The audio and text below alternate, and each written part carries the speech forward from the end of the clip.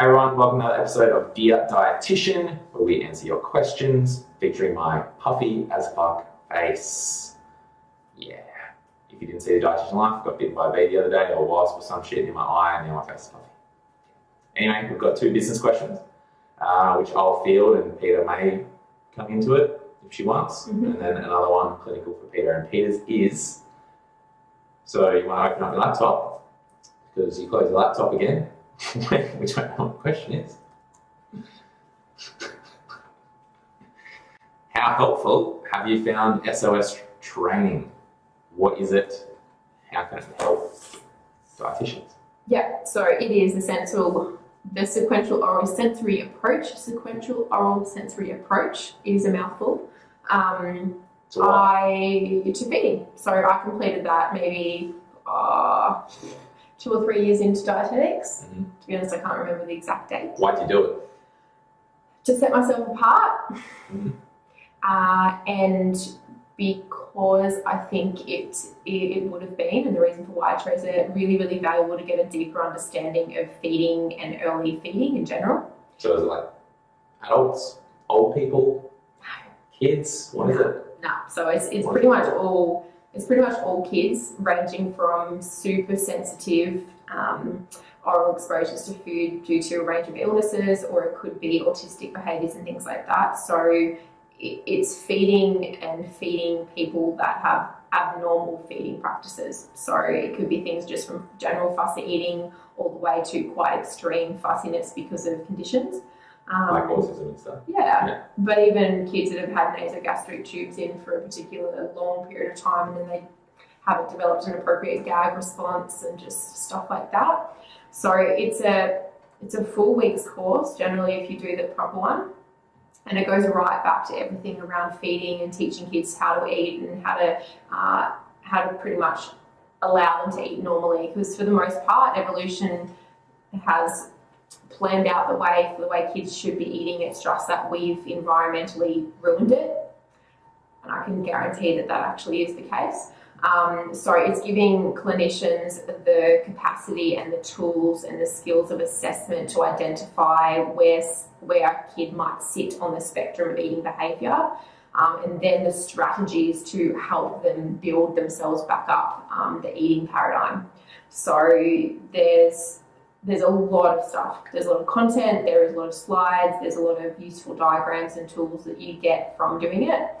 It's hard though, because as a single practitioner, it is really, really hard to do the whole approach yourself with anyone. So if you've got a client that comes in and you identify that they would actually really benefit from a range of different techniques or exposure. So for example, it might be that the kid is super, super fearful of food in general. They're autistic, they run out of the room and they see something that offends them. Or they've got actually a feeding skill deficit, so they might have a swallowing issue, or they might not actually have an appropriate alignment of their jaws or something like that. Well, there's not really a lot that you can do from that perspective. As a dietitian? Singularly, yeah. So you would need the help of other teams. So generally the way SOS works is in a team-based approach, and it would be in your team? Oh, anyone from OTs to speech therapists to GPs to dietitians, and it works best when it's all in that sort of one head approach.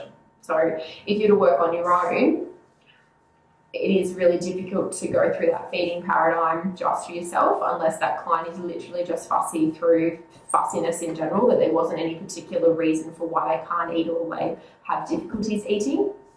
You can still do aspects of it, and I do. So kids that have fussiness because of parental influence or negative feeding cues early on. So for example, if they've got an allergy, or they've been extremely constipated, or food has caused them pain, then you'll often get a response negatively to that food for the majority of their life.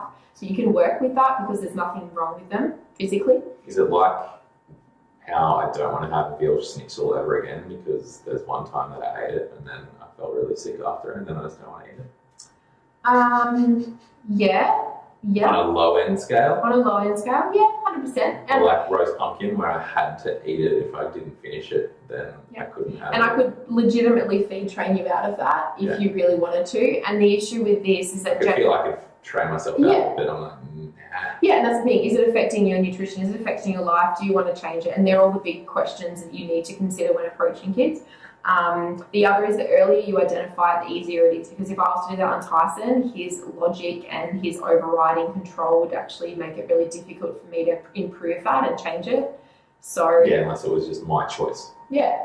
Versus your manipulation of the choice through a child or 100%. whatever. Yeah. Yeah, definitely. So I would definitely recommend it to any practitioner, but it is expensive, it's intensive, and if you're not going to see a lot of kids or you're not going to really focus on children and you're not going to push that as your career path, I wouldn't. And really, how often would you have to do it to keep your skills up? Because obviously if people do it and they're not immediately involved with pediatrics, if they're just like, I want to be a pediatric dietitian one day, and they did it a year after they graduated, they don't work as a pediatric dietitian for 3 or 4 years, will they still have the same skills? No. And I can guarantee that I don't use the SOS approach a lot with my clients just because it's not the sort of things I do see that much. But I do see a lot of kids, so it definitely is really, really valuable for me. But if I wasn't doing it and wasn't doing it all the time, even still I might have a couple of months where I don't see someone and I'll have to go back and just double check or confirm and that sort of thing. So what you're saying is absolutely right. There's really no point. And outside of just more knowledge, because dietitians are generally give me more. It's all well and good to do that. But reality, you'll be in private practice for the most part, unless you're in a specialised feeding clinic in a hospital, and they might pay for it for you, but it's an expense without really the money coming back to you, and you have to consider that. Like all of the things that I've done, I've spent a lot of money on professional development, and really I've probably used most of it since I've been up here with Tyson, and that's just because of me being around business and certainly pushing that type of clientele. It can be difficult to do so and make sure that you're actually getting your money back for that sort of thing. So it would be useful if you're going to see a lot of kids, or if you just want additional knowledge, but your skills are going to lack if you're not actually using it. Yeah, it's just like everything. It's just like people that end up being pediatric dietitians in hospitals full time, and they're a sports dietitian, or their adult skills drop significantly. I remember being on placement, and one of the supervisors, she was a pediatric dietitian, been that for 10 years, 15 years, whatever. Didn't know jack about adult requirements around different things. It was all children based. They just had no knowledge, and they openly said, like, you'll know more about it than what I do, and we won't even graduate yet. So it's just knowing if you're going to do that you kind of need to be immersed in it. I reckon someone getting the job that's going to be pediatric is probably and then hopefully your employer might pay for it. Yeah, or at least contribute some or some back end type deal. But that's with whoever you talk to about that when you apply for those jobs. But yeah, feeding therapies, I remember doing 1 or 2. Did one on placement with a speech path and an occupational therapist. And another one with the kid. What's that condition where they just eat? They have to eat everything. You need to like lock all the cupboards and stuff. Otherwise, hyperphagia. No. Oh, it's like a super rare condition. Cushing's? No. We'll get back to you. If anyone knows what I'm talking about, hit us up. But, oh man, it's on the tip of my tongue. Anyway, it's just basically they have to feed, and there's no appetite suppressant. It's just I'm hungry all the time. Yeah, I think Cushing's is a bit like that. Maybe like it, but that's not the word I'm thinking of. Anyway, cool. All right, this one's for you, Tyson. All right. Happy days. So Tyson, has completing a business degree made you a better business owner? I like saying no to this, but look, there's likely things that I've learned that I've in that degree that I may have used, but I feel like a lot of it's common sense. I actually had a conversation with someone yesterday with some of the interviews that we're doing in management, and they felt similarly about business in terms of a lot of it being common sense related things, just about managing teams, managing systems, process orientation, thinking about the market, analysing different things. I think a lot of it comes down to personality and who you are as a person and what you analyse and how you analyse it. I feel like that's one of the skills that I have that's allowed me to be successful. Actually just posted something last night on my personal Facebook page about the skills that I feel like have helped me be successful. But yeah, in terms of having a business degree, like what you cover in there. You do management, you do marketing, you do leadership and team dynamics, do like research and data statistical analysis. I hated that subject. You have business law and ethics, all of those things. But with a lot of my business degree, Ethics. yeah, and you know, and there's like I did some psychology minors and stuff, or electives. But anyway, just with it, like I feel a lot of it throughout it was very common sense orientated. A lot of it is around being able to work with other people and work with teams, and a lot of group assignments. And I friggin' hated group assignments because I'd end up having to do most of the work. But yeah, and obviously you learn through that and how to manage people and know when you just need to do it yourself or rely on other people. So there's that aspect rather than just the book learning of it. I'm going in a roundabout way of just saying no, I don't feel like it's necessarily helped me. Will it help you? Possibly. If you're not that way wired. Most dietitians aren't. Most dietitians are a certain way, that black and white type deal. I am both. I'm very black and white, but then I also have the other ability to look at things a little bit different and be able to do that business aspect. Does that make sense? Does that answer that question? Yeah. I think for some, the structure of doing a business degree would be really valuable, and then from that you can probably develop and build on that knowledge through experience and through learning of other people. However, it does not make you a good business owner. No. Yeah, that's the guarantee. But that's also why doing a nutrition dietetics degree doesn't make you a good dietitian. You could just be absolutely horrible. There's a lot of people that graduate that are just not good dietitians. They're never going to be a good dietitian. Just not wired for it. So I think that's the same in any degree.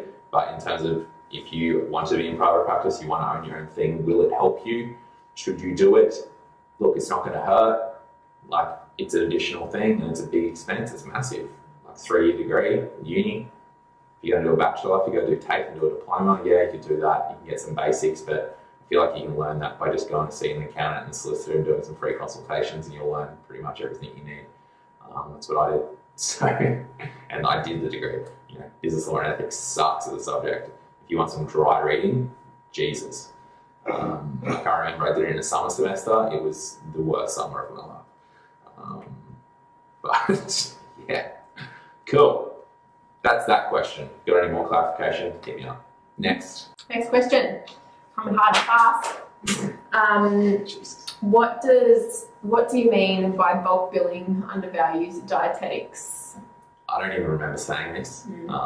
Bulk billing undervalues dietetics is a question. What do I mean when I say this? Not words that I really would have come up with. A lot of people say it. A lot of people say that bulk billing undervalues. I remember early days when the discussion boards were different format to what they are now.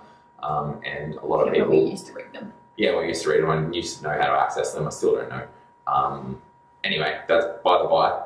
Basically, there's a lot of people, every couple of months, there'll be someone else going, oh, I'm bulk billing, I'm bulk billing, I'm bulk billing. And then people in the high horse would come in and go, you shouldn't bulk bill, it undervalues the service, you should be charging whatever.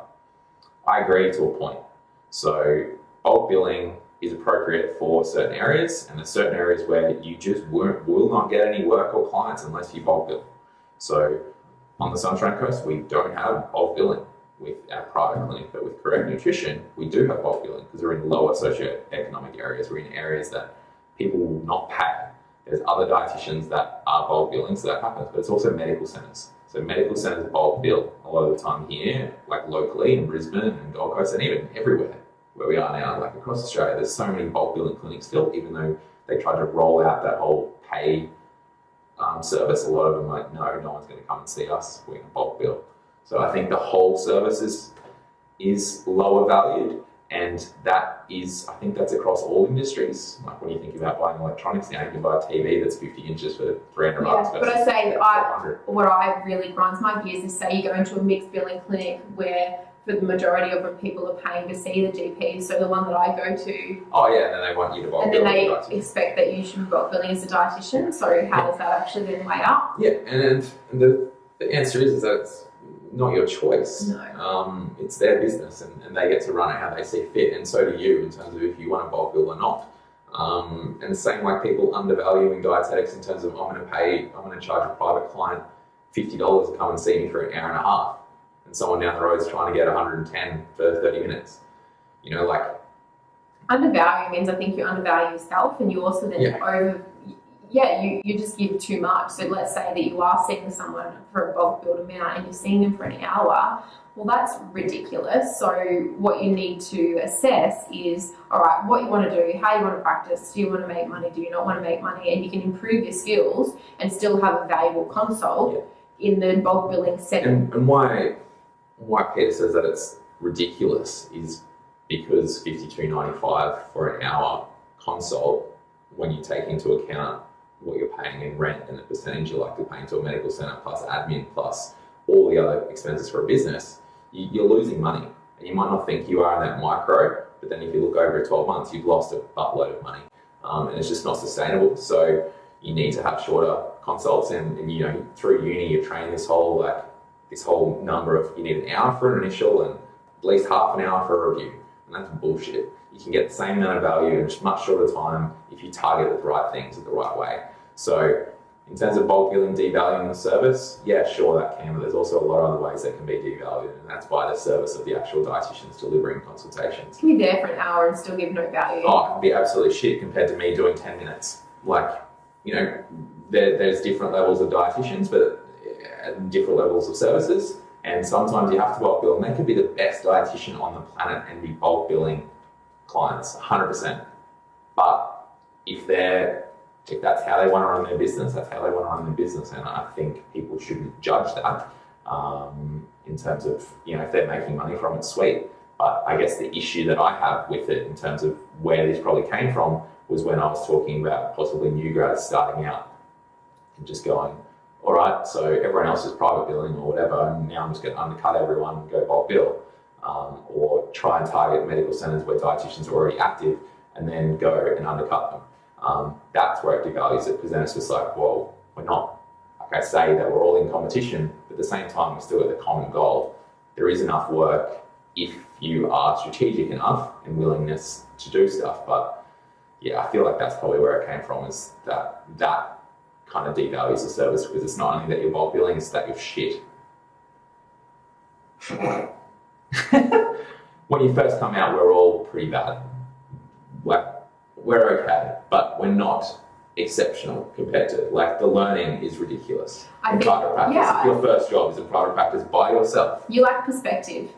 You lack 100% perspective on life and life as a dietitian and people's lives and the whole system in general. You lack perspective. I think that's the biggest thing. You may not be shit, but you just don't have that whole worldly experience. I mean that. Well, it's just like, they don't know what's good or better. Yeah, you don't know what to expect, you don't know what's normal, you don't know, and you don't know because you don't know what you don't know. So, you know, you get thrown out there and absolutely you're likely to be shit. Yeah, but it's more that they're throwing themselves out there. So I guess that's what we have an issue with. That's why we say, yeah, it's all good, well and good to go in private practice as a new grad, but go and work for someone in private practice as a new grad. Don't just start your own business, because going back to the other question, like, you probably got to know business skills and don't know how to do that, but also you're going to run yourself and the profession into the ground because you're just running everything at a loss. Yeah. And that's devaluing dietetics, because if you have someone come and see you, you don't know how bad you are, you don't know how good you could be, and that person comes and sees you and pretty much has a really crappy experience or doesn't get really good results, and all dietitians are terrible. So it's being aware that you will make a difference to the influence that you have on people's lives. Huge. In Australia. Massive. Especially now with social media, if you give them a bloody shit thing and they're a loud person, they'll just say, this dietitian, they told me to bloody have salad and stop drinking and only have celery sticks and hummus for afternoon tea. They're going to tell everyone, and then their friend group, and then it's going to go. So that's another rant for another day. But so in terms of devaluing, that's kind of what we're talking about. We have bulk billing clinics in certain areas based on medical centres, so it's not all across the board, but you still got to give a good service for whatever it is you're charging, whether that be bulk bill or private. Cool. That's it. That's it for today. Got any questions, hit us up. As usual, stop being quiet, stop being scared. It's okay not to know shit. Cool. Talk soon.